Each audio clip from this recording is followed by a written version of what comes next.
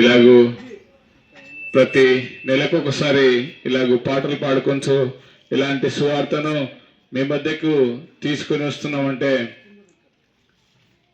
మీరందరూ దేవుని యందు విశ్వాసం ఉంచి దేవుని యందు బలపడి దేవునిలో దేవుని ఆయనున్న రాజ్యానికి వారసులు కావాలని మేము ఇలాగూ ప్రతి నెలకు ఒకసారి మీకు సువార్తను ప్రకటించడానికి మీ మధ్యకు వస్తున్నామండి.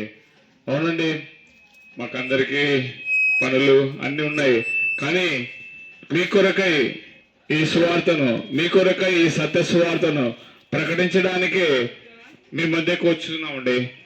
మీరందరూ ఏ ఒక్కరూ నశించిపోవుట ఇష్టం లేదు కనుక మీ కొరకై ఈ సత్య సువార్తను తీసుకొని వస్తున్నామండి.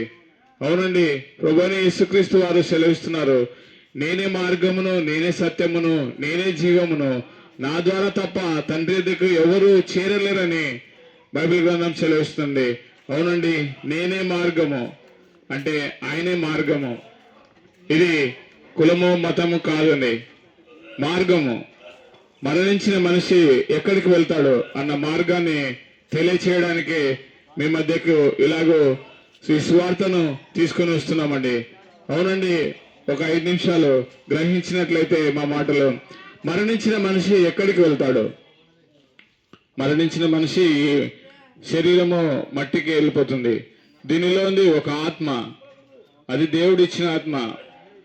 ప్రభువైన యేసుక్రీస్తు వారు మనిషిని నేల మట్టితో తీసి దానిలోని జీవాత్మ వేయగా మనిషి జీవాత్మ అయినని బైబిల్ గ్రంథం సెలవిస్తుంది. కనుక దీనిలో ఉంది ఆత్మ, మట్టికి వెళ్ళిపోయిన శరీరము, దీనిలోని ఆత్మ ఎక్కడికి వెళ్తుంది అని ఒకసారి మనం ప్రశ్నించుకున్నట్లయితే, ఈ జీవము, ఈ ఆత్మ పరలోకానికి వెళ్ళాలంటే దేవుని దగ్గరికి వెళ్ళాలి. దేవుడు చేసిన ఆత్మ దేవుని దగ్గరికి వెళ్ళాలి కదా.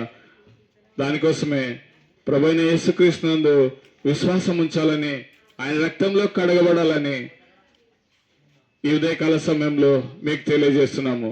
కనుక ప్రియులరా, మీరు మన ప్రభువైన యేసుక్రీస్తు వారిని ఎలా నమ్ముకోవాలని మీరు ఆలోచించినట్లయితే, మీ ధనము, డబ్బు, సొమ్ము ఆయనకి ఏమి ఇవ్వాల్సిన అవసరం లేదండి. ఉచితమైన రక్షణ దయచేస్తానంటే, ఎలాంటి రక్షణ అండి? ఉచితమైన రక్షణ దయచేస్తానంటున్నాడు అండి.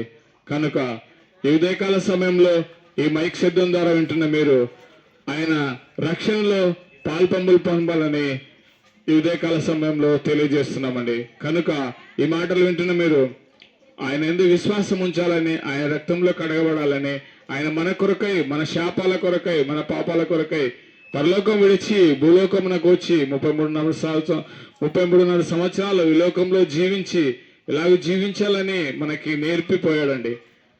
ఆయన తన్ను తాను శిలోకి అప్పగించుకొని ఆయన రక్తమంతా కార్చి మన పాపముల కొరకై, మన శాపముల కొరకై శిలువలో మరణించి 3 దినములు సమాధిలో ఉండి తిరిగి లేచి ఉంటున్నాడండి. ఆయన రాకముందే, తిరిగి ఎప్పుడు వస్తాడో తెలియదు. ఆయన రాకముందే, మనం ఈ లోకంలో ప్రాణం విడవకముందే ఆయన యందు విశ్వాసం ఉంచాలని, ఆయన రక్తంలో కడగబడాలని. అవునండి, ఈ లోకంలో ఉదయకాలం మొదలుకొని సాయంకాలం వరకు ఎన్నో పాపం చేస్తుంటాం.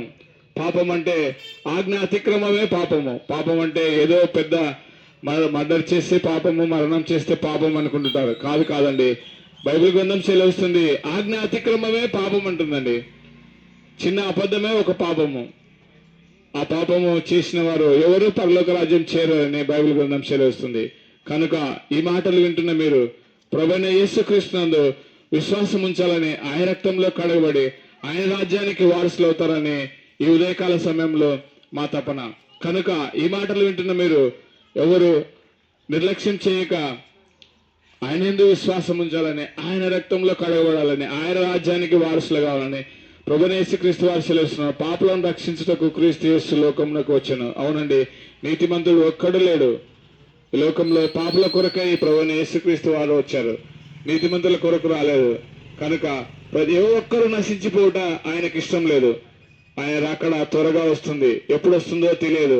ఆయన రాకడ రాకముందే, ఆయన ఈ లోకం విడవక మునిపే, అదే పెద్దలు చెప్తుంటారు కదా, దీపం ఉండగానే ఇల్లు చక్కబెట్టుకోవాలని, మనం ప్రాణం ఉండగానే ప్రభువైన యేసుక్రీస్తునందు నమ్మిక ఉంచాలని ఈ ఉదయకాల సమయంలో ఈ కొద్ది మాటలు మీకు తెలియజేస్తున్నాము.